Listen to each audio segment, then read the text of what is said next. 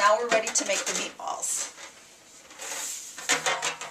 So I have a cookie tray, and I just use a little bit of cooking spray on it. You can use parchment. You could do olive oil. This is easy, it's quick. You can also cook these in the fry pan, but they never come out round for me. Okay, I'm using a ice cream scooper that holds about a 1/4 cup. If you didn't have this, use a 1/4 cup measure, and it'll come out about the same. These are nice sized meatballs to have with pasta. If you were making these for an appetizer, you'd probably want to go a little bit smaller. So you scoop them and you roll them. This is kind of the boring part.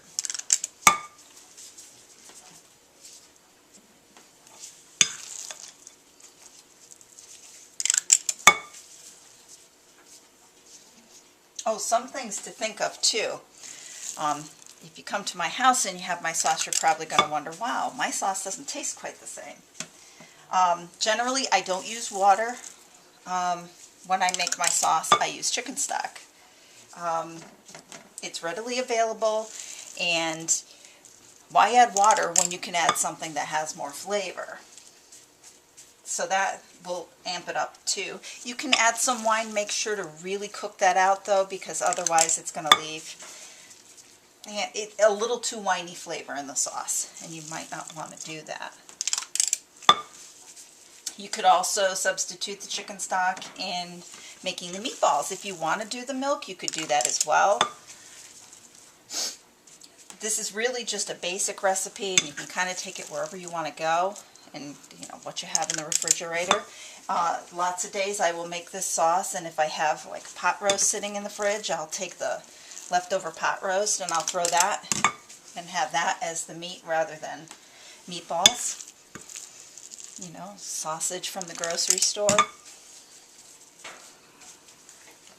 Whatever you like. And whatever tastes good to you. Oh, something else. I basically know what these are going to taste like. But if you were unsure when you were making them, make yourself a little patty and put it in a frying pan, because you definitely do not want to eat this raw. And go ahead and cook it up and taste it.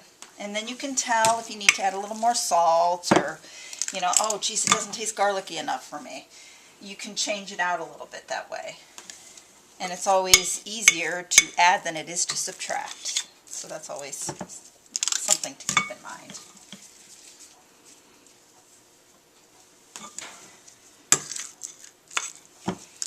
So while you're doing this, you have the oven preheating?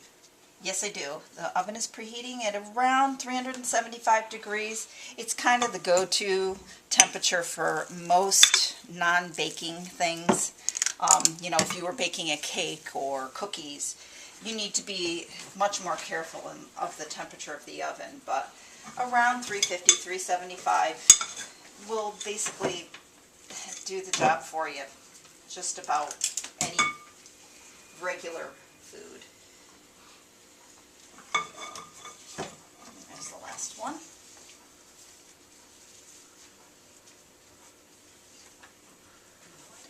So like I said, you could go ahead and you could do these in the fry pan. I don't like the flat sides, and I don't want to sit and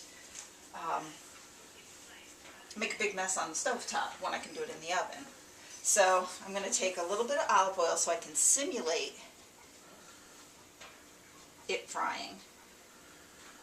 Okay, maybe more than a little bit.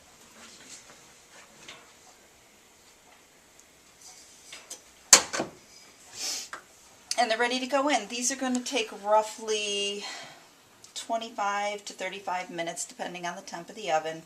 And we'll check them and make sure that they're 160 degrees. That's always key. Go and buy that $10 meat thermometer, because you will make better tasting food. You won't overcook and you won't undercook.